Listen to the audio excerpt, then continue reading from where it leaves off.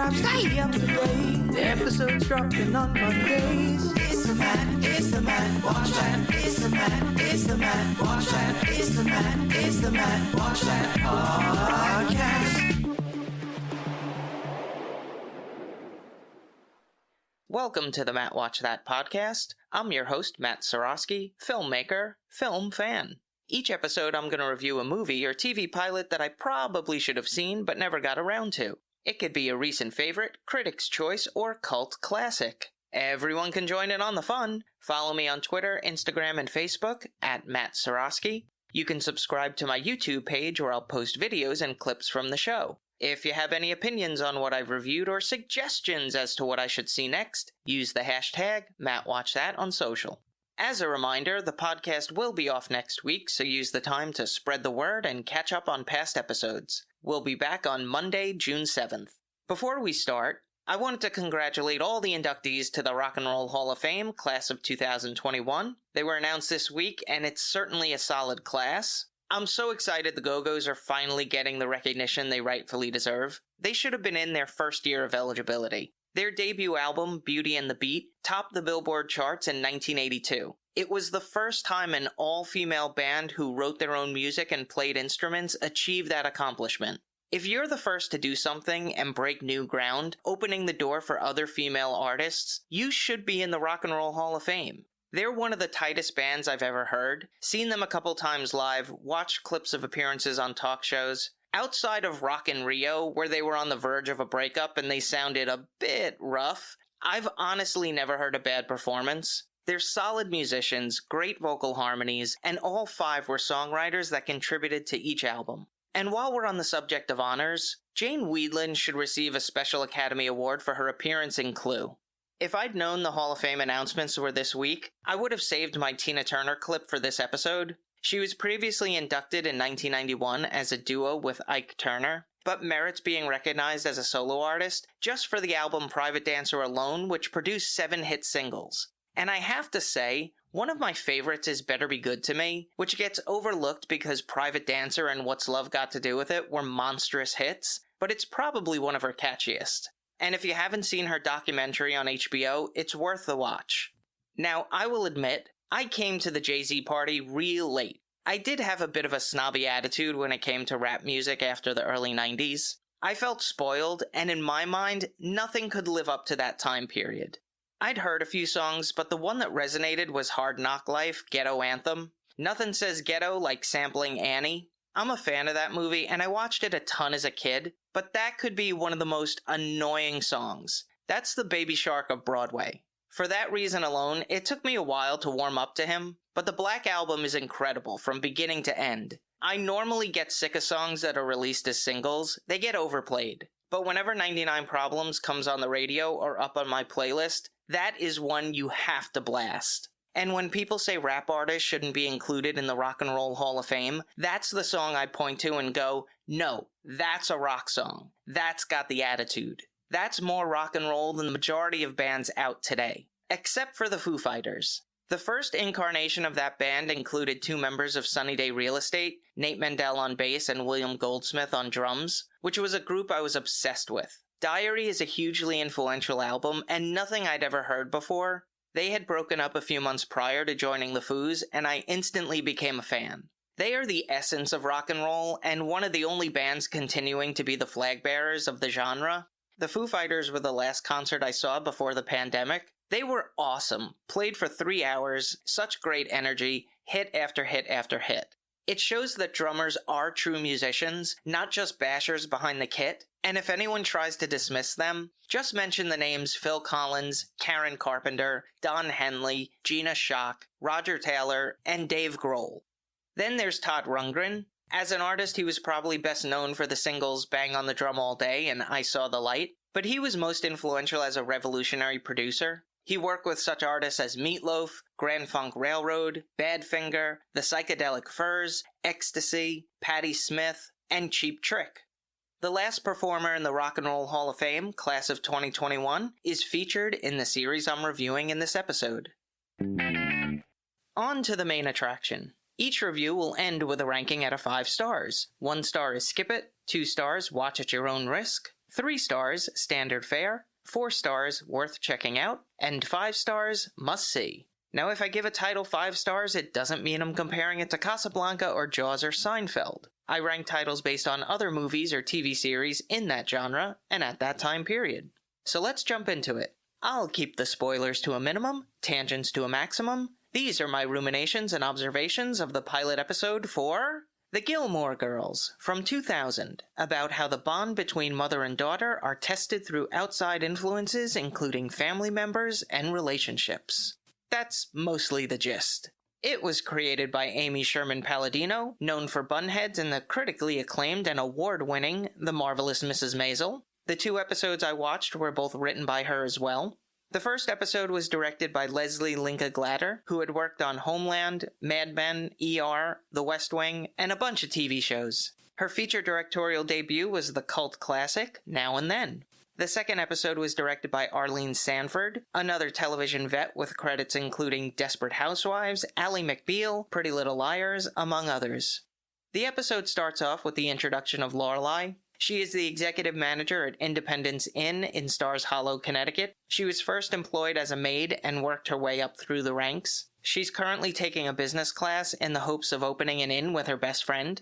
She got pregnant at 16 by her high school boyfriend, way before MTV made it popular. She had a daughter named Lorelai, but is called Rory for short. She's a reserved and insulated girl, except with her mom. They have a casual relationship. They talk openly about sex, make inappropriate jokes together. Very ahead of its time, because all parents I know are exactly like that. The mother is played by Lauren Graham. She was in a few short-lived series before her breakthrough as Lorelai. I saw her in the 2009 Broadway revival of Guys and Dolls as Adelaide, alongside Oliver Platt as Nathan Detroit and Titus Burgess as Nicely Johnson. A year later, she would star in the series Parenthood, which was never a ratings hit, but one of my favorite shows in the early part of this decade.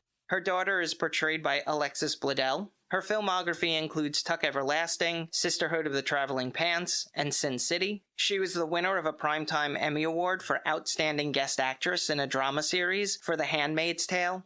So, Rory gets accepted into Chilton, a prestigious private school that costs a lot of money. The enrollment fee and first semester tuition need to be paid immediately, or Rory would lose her spot. Lorelai calls the front office and asks if there's any way to pay in installments. When that offer is rejected, against her better judgment, she visits her parents, whom she has a fractured relationship with. The parents are played by Kelly Bishop, who is in Solar Babies, Dirty Dancing, and 6 Degrees of Separation, and Edward Herrmann. Not the first time he's appeared on this podcast. He was in The Lost Boys, which was reviewed in episode 8. They're surprised to see Lorelai because it's not a holiday. The mother has a hoity-toity rich person accent, dripping with white privilege. They have traditional values. When she got pregnant at 16, they wanted Lorelai to marry her baby daddy and would have set them up with job security, but that would mean they have control over her. There's awkward conversation before Lorelai explains the situation. Their eyes light up at the mention of Chilton. Lorelai asks for a loan, and the mother mentions that they'll oblige on one condition. She wants to be actively involved in their lives, which includes dinner, once a week, on Fridays. Lorelai reluctantly agrees. This is the premise that sets up the events in the series. Within the pilot episode, we're introduced to Sookie. She's played by Melissa McCarthy, who found fame in her own television series, Mike and Molly. The love interest of Rory is named Dean. He's the new kid at school, just moved from Chicago and looking for a job in town. He's portrayed by Jared Padalecki, which is slightly confusing for Supernatural fans because he plays Sam in that series, opposite his brother Dean. He was also in the remakes of Flight of the Phoenix, House of Wax, and Friday the 13th. Word of advice, no more remakes, Jared. The diner which Lorelai and Rory frequent is owned by Luke Danes, played by Scott Patterson. He's a bit of a curmudgeon and health nut. He doesn't have much of an impact in either episode. Lastly, Alex Borstein makes an appearance as a harpist. A harper? What do you call a person who plays a harp? Alphonse! Look that up for me. I thought the pilot episode was pretty strong. They established each character and their relationship. You immediately get a sense of how they connect or not. Even though characters like Luke and Dean are briefly introduced, the audience knows they're going to be a major part of the series. All the plot exposition you need to know is in this episode. They did a great job. It's a pretty breezy show. I looked at the scrubber and 20 minutes went by like that. If you didn't hear it, I just snapped. The dialogue was fast-paced and there were quick one-liners. Where's your pate? At Zsa Zsa Gabor's house. Neat lines like that. The acting is really good, though Dean's Chicago accent is a bit questionable. The one thing that truly annoyed me were the credits. That font reminded me of the Lost logo. Is it blurry? Are my eyes playing tricks on me? Is it supposed to be like that? I'd love to know why that was signed off on. The opening theme is a re-recorded version of Where You Lead by Carole King and her daughter, Louise Goffin, which feels very appropriate for the series. The singer-songwriter finally joins the Rock and Roll Hall of Fame as part of the 2021 class. I'll be honest, Carole King falls under the same umbrella as Bob Dylan. I love their songs, sung by other people.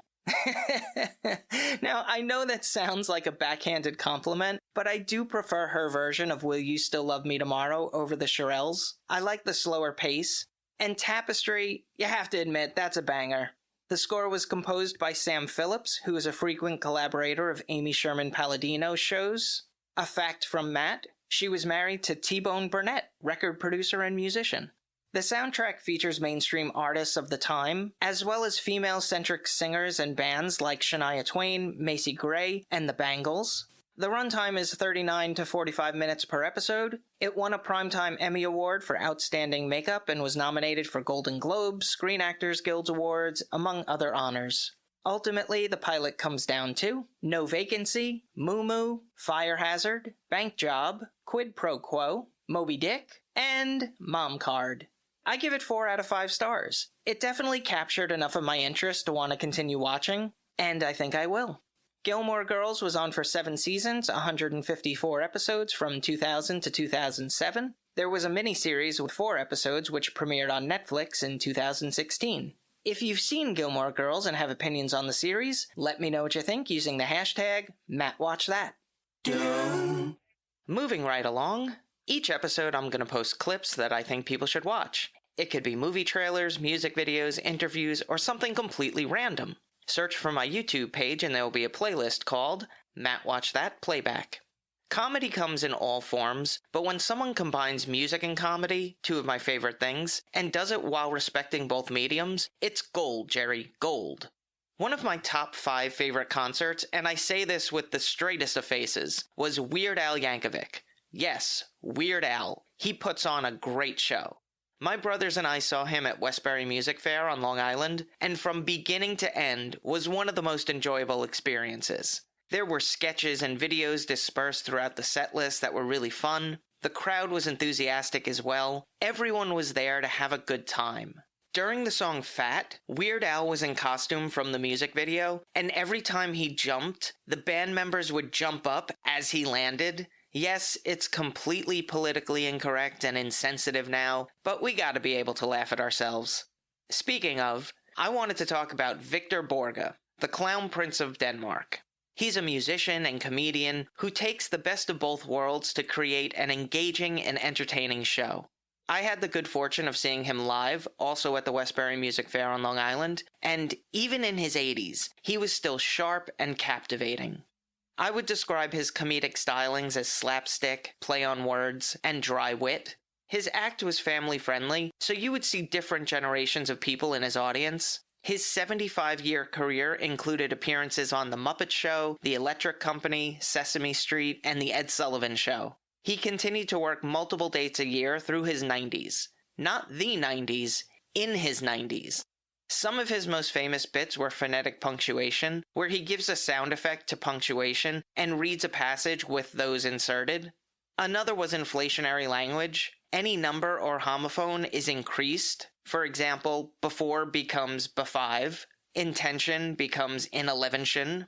The last is taking a piece of sheet music and playing it for a few measures before turning it right side up and hearing the familiar tune, like Camptown Races. Every few months, PBS will air a special where they show his performances over the years and sell a DVD set called the Smorgasborga. I love play on words. It's totally worth the money. In New York City, there's a restaurant called the Scandinavian House, which has a screening room in the basement. One of the chairs is red and has a plaque dedicated to him. He's a feel-good comedian. Don't watch it with a chip on your shoulder. He's just there for a laugh. I'll select a few of his bits and make them available on the Matt Watch That Playback playlist on YouTube. Check it out. Now it's time for the recommendation. Yes, that's the word recommendation with Matt in the middle. I'm going to end each podcast with my own recommendation of a movie or TV series. Today I'm talking about Outnumbered. The series revolves around the daily routine of the Brockman family. The father, Pete, is a history teacher. Mother, Sue, is a part-time assistant to an overbearing boss. They have 3 children: Jake, a sarcastic teenager who deals with bullies and girls; Ben, who enjoys asking hypothetical questions in between lying about everything; and Karen, an impressionable child who is too logical for her own good. The parents are portrayed by Hugh Dennis, who stars in Mock the Week, Not Going Out, and made appearances on comedy panel shows QI, Would I Lie to You, and Have I Got News for You, and Claire Skinner, who is a theater, radio, and television actress.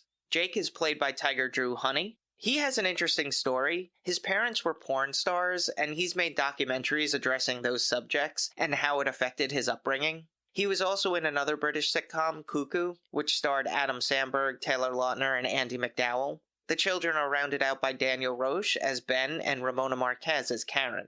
Characters that appear regularly are Grandad, portrayed by David Ryle, a veteran actor of British television, and Sue's sister, Angela, played by Samantha Bond, who is in Downton Abbey and 4 James Bond films as Miss Moneypenny. The series feels like a documentary because it captures intimate moments like the youngest daughter playing with her dolls and making up stories about them. That's the stuff that might end up on the cutting room floor, but they smartly put in. The father and mother have scripted lines, but the creators allow the children to ask questions within the context of the scene, and the parents have to react to it. It often leads to very natural and funny moments. It's not for everyone, especially if you need a sitcom to have a setup and punchline every 30 seconds. The pilot episode is all about getting the kids ready for school and the mishaps that occur. That's it. It's not a laugh riot, but it's a charming and entertaining show. One episode involved the father and eldest son playing Sabutio, which is a table football, aka soccer game I played with my brothers that none of my friends heard of, and I'll be honest, I've never seen another American play. In fact, I just learned that Sabutio is the proper pronunciation, whereas my brothers and I have been calling it Subuteo for decades. If you've ever played it, let me know on social media using the hashtags MattWatchThat and Sabutio. It'd be interesting to see how many of you are out there. The series was written, directed, and produced by the team of Andy Hamilton and Guy Jenkin. They did a film called What We Did on Our Holiday, which stars David Tennant and Rosamund Pike, which could have been a spiritual sequel to the series. Outnumbered was on BBC One for 5 seasons, 35 episodes, and a couple of specials, from 2007 to 2014. There were gaps between some of the seasons, which is why that math doesn't work out. It's a fun show. I enjoy it. It's worth the watch. That's all for this edition of Matt Watch That. Thanks for listening to me babble. You can follow me on Twitter, Instagram, and Facebook at Matt Seroski. You can subscribe to my YouTube page where I'll post videos and clips from the show. If you have any opinions on what I've reviewed or suggestions as to what movie or TV pilot I should see next, use the hashtag MattWatchThat on social. I do plan on having an interactive element, but I need those listeners, so follow, subscribe, like, and spread the word. Until next time, okay, carry on.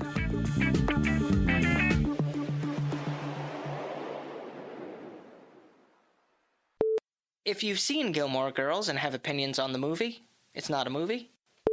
Another television vet with credits including Desperate Housewives, Amy McBeal, her less popular sister. The last is taking a sheet of peace music. What? A sheet of peace music.